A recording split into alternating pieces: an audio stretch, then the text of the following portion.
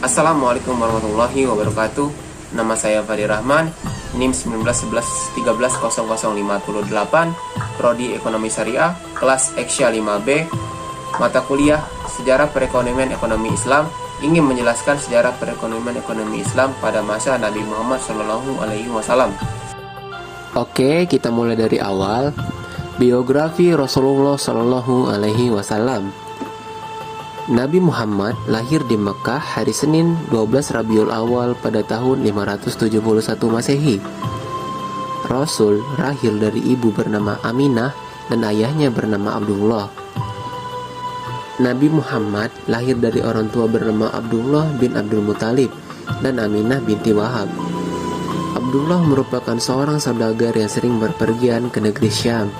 Akan tetapi Abdullah meninggal dunia saat Aminah mengandung Nabi Muhammad yang baru berusia 2 bulan. Setelah itu, Nabi Muhammad pun lahir tanpa didampingi oleh sang ayah. Setelah lahir, Nabi Muhammad diserahkan kepada Halimah Sadiah untuk disusukan. Zaman dulu, masyarakat Arab memiliki kebiasaan untuk menyusukan anak-anak mereka kepada perempuan desa. Hal ini bertujuan agar anak-anaknya tumbuh di lingkungan pedesaan yang udaranya masih bersih. Nabi Muhammad pun tinggal bersama ibu susunya di dusun Bani Sa'ad selama 4 tahun. Kisah Nabi Muhammad selanjutnya di usia 6 tahun. Sang ibu pun wafat.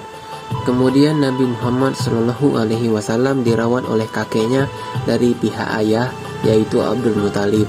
Selang 2 tahun, sang kakek wafat.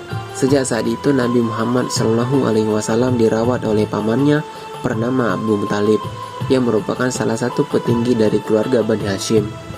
Nabi Muhammad SAW pun sering ikut berdagang ke Syam bersama pamannya. Tumbuh dewasa, Nabi Muhammad SAW menikah dengan Siti Khadijah. Siti Khadijah adalah wanita terpandang, cantik, dan berasal dari golongan orang berada di Arab. Nabi Muhammad SAW menikah saat berusia 25 tahun, sedangkan Khadijah saat itu berusia 40 tahun. Nabi Muhammad SAW mendapatkan wahyu saat usia 40 tahun. Setelah mendapatkan wahyu dari Allah Subhanahu wa Ta'ala, Nabi Muhammad SAW pun mulai melakukan dakwah. Pada awalnya, dakwah disampaikan dengan cara bersembunyi-sembunyi.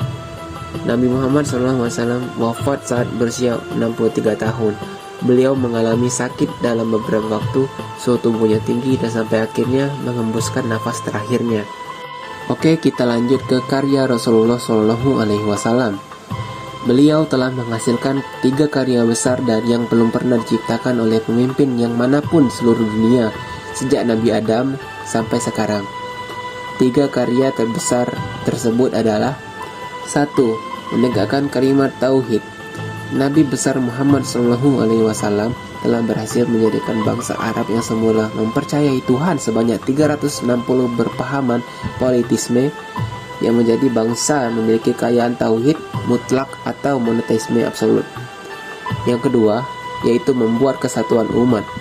Nabi besar Muhammad SAW telah berhasil menjadikan bangsa Arab yang semuanya selalu melakukan permusuhan dan peperangan antar suku dan antar kabilah, kini telah menjadi bangsa yang bersatu padu dalam ikatan keamanan dan maupun keagamaan. Ketiga, kesatuan pemerintahan. Nabi Muhammad SAW, kata Habib Bahuman, juga telah berhasil membimbing bangsa Arab yang selamanya belum pernah memiliki pemerintahan sendiri yang merdeka dan berdaulat. Bangsa Arab adalah bangsa yang selalu dijajah oleh Persia dan Romawi, menjadi bangsa yang mampu mendirikan negara kesatuan yang terbentang luas mulai dari benua Afrika sampai Asia. Pemikiran ekonomi pada masa Rasulullah SAW.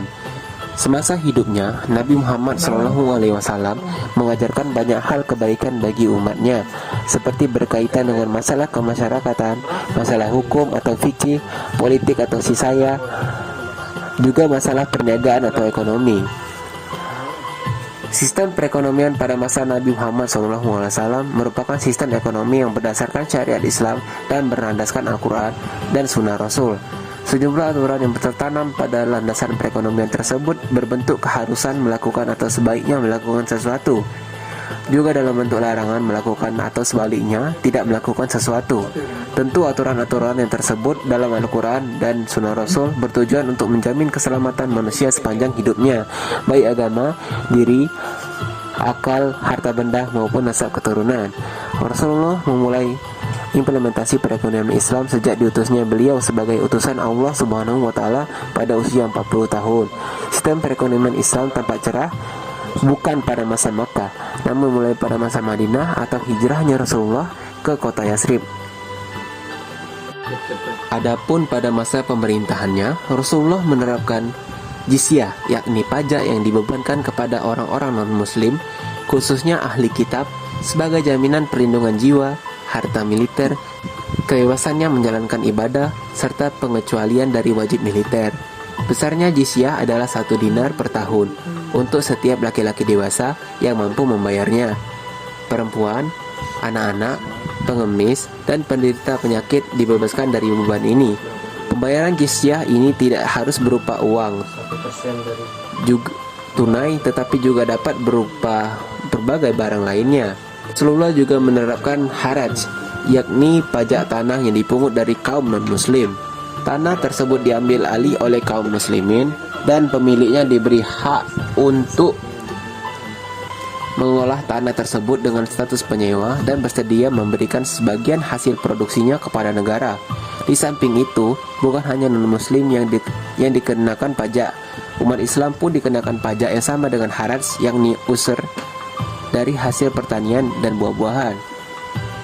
Usur, sebuah jenis pajak yang telah berlangsung pada masa Arab Jahiliyah yang diadopsi oleh Rasulullah sebagai bea impor yang dikenakan kepada semua pedagang dan dibayar hanya sekali dalam setahun, serta berlaku hanya terhadap barang-barang yang bernilai lebih dari 200 dirham. Tingkat bea yang dikenakan kepada para pedagang non-muslim yang dilindungi adalah sebesar 5%, sedangkan pedagang muslim sebesar 2,5%. Di antara sumber-sumber pendapatan negara pada masa pemerintahan Rasulullah SAW, zakat dan usur merupakan 2 pendapatan yang paling utama dan penting. Selain sumber-sumber pendapatan tersebut, terdapat beberapa sumber lain yang bersifat tambahan atau sekunder. Sumber pendapatan sekunder biasanya didapatkan melalui uang tebusan para tawanan perang, pinjaman, khums atas rikas atau harta karun. Amwal fadilah, yakni harta yang berasal dari harta benda kaum muslimin meninggal tanpa ahli waris, atau harta seseorang muslim yang murtad dan pergi meninggalkan negaranya.